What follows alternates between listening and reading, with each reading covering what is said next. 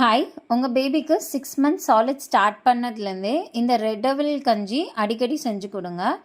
ஏன்னா ஃபர்ஸ்ட் இது easily digestible, தென் இதில் ஹை ஃபைபர் இருக்கிறனால பேபிஸ்க்கு கான்ஸ்டிபேஷன் வராமல் ப்ரிவென்ட் பண்ணும்.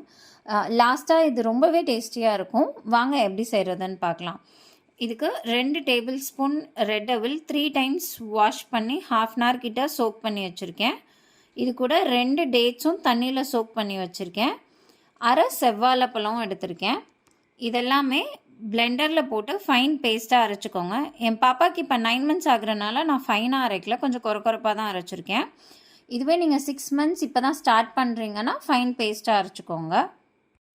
இப்போ ஒரு பேனில் நம்ம அரைச்ச பேஸ்ட்டை ஊற்றிக்கலாம். இது கூடவே ஒரு சின்ன டம்ளர் அளவுக்கு தண்ணி ஊற்றி மீடியம் ஃப்ளேமில் 5 மினிட்ஸ் கைவிடாமல் கிண்டிகிட்டே இருங்க, ஏன்னா அடி பிடிச்சிடும்.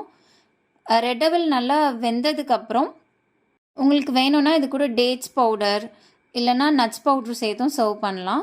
ரொம்பவே டேஸ்டியாக இருக்கும். நீங்களும் உங்கள் பேபிக்கு செஞ்சு கொடுத்து பாருங்கள், நோ சொல்லாமல் சாப்பிடுவாங்க. வீடியோஸ் பிடிச்சிருந்தா லைக் பண்ணுங்கள், ஷேர் பண்ணுங்கள். ஏதாவது ரெசிபீஸ் வேணும்னா கமெண்ட் பண்ணுங்கள். Two subscribe for more videos. Thank you.